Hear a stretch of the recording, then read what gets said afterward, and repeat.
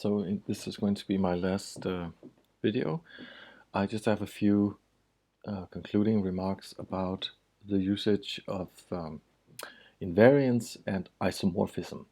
So this is just a, a general suggestion for you to keep your eyes open for using these mathematical concepts to make your programs faster.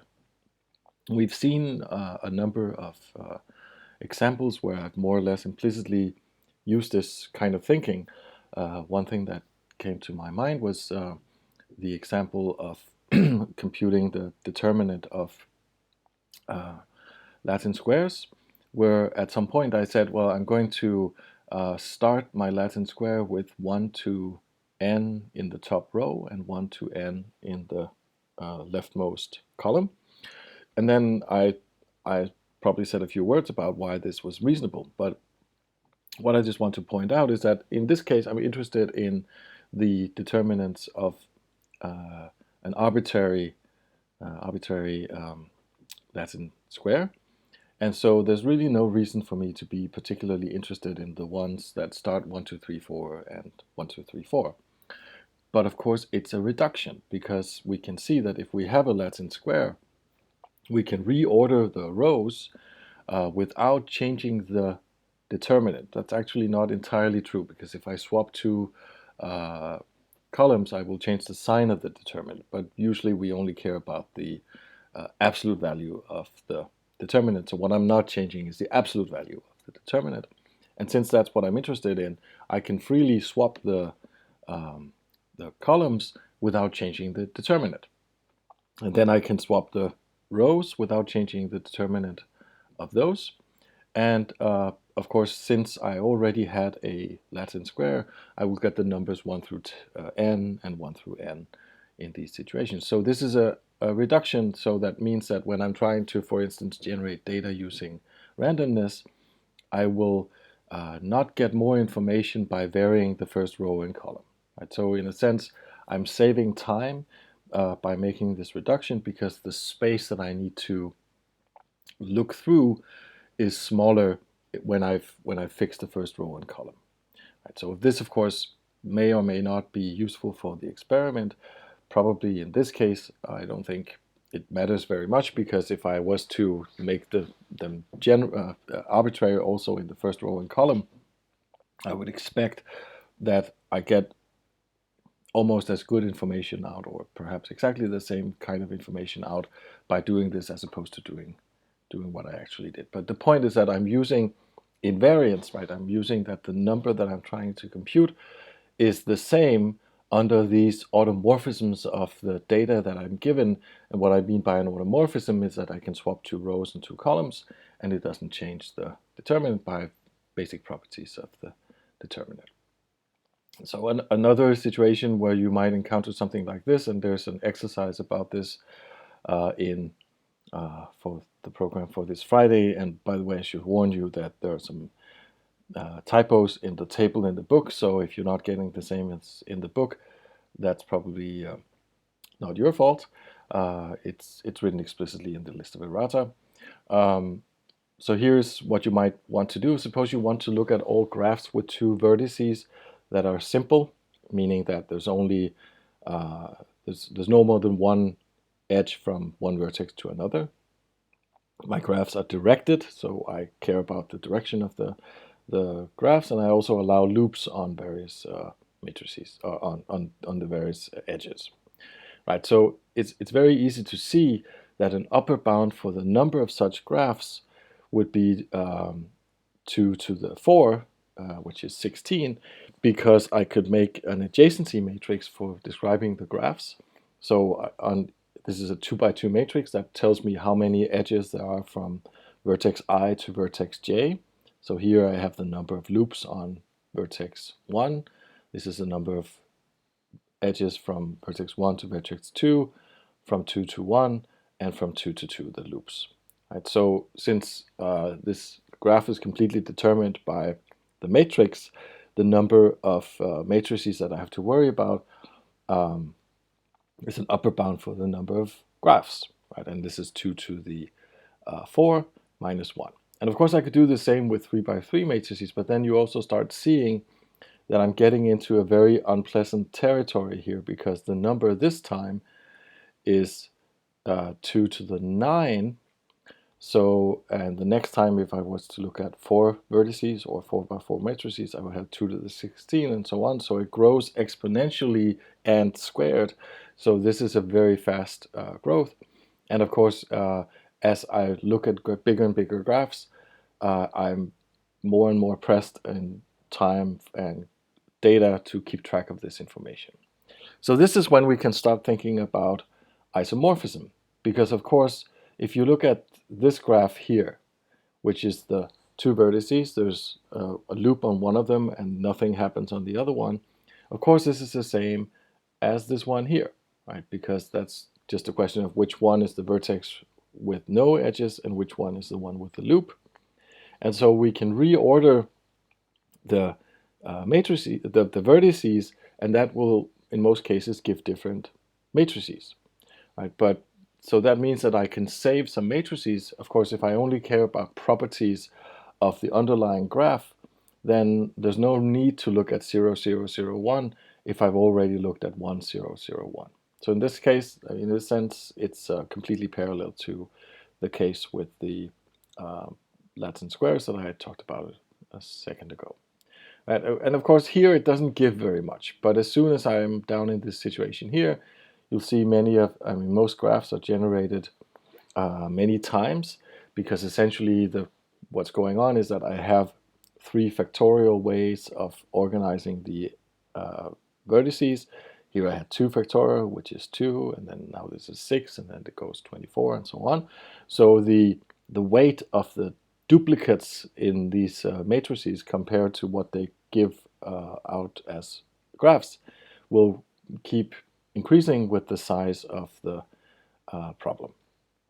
So of course, what I could do now is to say, okay, to look at each graph uniquely, I could somehow take this data and I could clean it up so I only have one of each matrix. But I would claim that this is actually not so easy to do. I mean, there's a naive way of doing it by just saying, okay, I will take all the various choices of orderings of vertices, and I generate all these graphs, and then I find some way of deciding which one is the first one or the most basic one. This I could certainly do, but this will take an awful lot of time, because I have to go through all the graphs, all the vertices, all the matrices, and all the choices of orders, and this will usually take a very long time. So dealing with these kinds of problems is actually quite often rather non-trivial. There happens to be some efficient ways of deciding, of finding generators for sets of graphs, but this is complicated. This is complicated in both in terms of mathematics and computer science, so it's not something that you can be expected to do easily. But still, of course, if I'm interested in looking at some question that has to do with a graph, then I'm also interested in saving the time from essentially looking that I would waste by looking at the same graph in more than one way. So one thing that we can actually do is that we can go online. So there's a big literature about this. There's something called NAUGHT, I guess it is pronounced. It means no automorphisms, yes, which is sort of silly, but this is an efficient way of finding a generator for each graph. So what is meant by no automorphisms is that we have one representative of all the graphs that are the same up to automorphisms. So, or up to isomorphism. So what these are programs that you can download and run, and it will give you data in a much more efficient way that you would be able to do on your own. Actually, there's even a homepage of Brendan McKay, who is one of the leading experts on this area. He has a list of data, and so you can actually go in here and look for, so for instance, directed graph, and then there's various kinds of graphs. But suppose you're interested in this is almost the same as what I looked at before, except that these are acyclic digraphs. So this means that I'm not allowed to have I have any cycles, so it's a sort of a different situation. But I could download many graphs this way, and the point is that there will only be one from each class of graphs, one matrix from the class of matrices giving the same graph. And so this is efficient, and you don't have to spend time. You can just download it. But of course, as you can see, this grows very quickly, so you cannot just sort of. I mean, this is something that takes a little bit of work to deal with. Actually, there's also a Latin squares page where he has an enumeration of all the Latin squares up to a certain size, and this in various kinds of isomorphism, uh, of various kinds of notions of isomorphisms. So reduced Latin squares, I think, is what would be interesting for me. And these files, as you can see, are quite big, but again, I would not have to spend the time generating this data. I could just download it and work on it this way. So this, in a sense, reminds me a little bit of what is done in biology and chemistry and so on. There are databases of important data of chemical or DNA data, or whatever, and people, as a part of a scientific process, generate this data and put it out for the rest of the scientific community to use. And this is something you should keep your eyes open for. It might, make it easier for you to generate experimental insights, because you can save the time in computing this kind of data. And the point is that almost always in a situation like this, there's a naive algorithm for generating these things, but the naive algorithm is just way too slow. So you have to do something clever, and spending a lot of time on something clever like this is usually not consistent with your goals when you're doing experimental math. So that's why it's very nice that people put things out that you can use this way. Another example is the House of Graphs.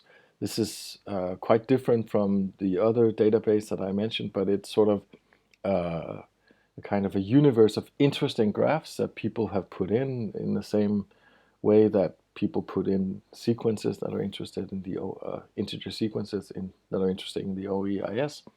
But it works in a quite different way. It sort of says, suppose that you're looking for a graph that has certain properties. Right? Suppose I'm looking for a graph that has chromatic number 5, for instance. Then I can search for that. Then I get 567 graphs, but maybe I also want to know that this graph has, say, clique number no bigger than 4. So I can look like this, and now I have 134 graphs that I can sort of look up, and there's a drawing of it, and you can download the data describing it and lots of data that is related to it, and sometimes a reference.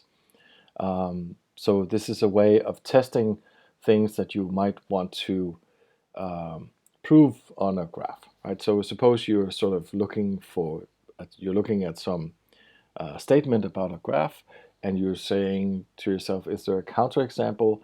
Well, then if you've proven that that counterexample would have to have chromatic number 4 and clique number no bigger than 5 and 4, then you can go in here and get the data out and see if your hypothesis works on that.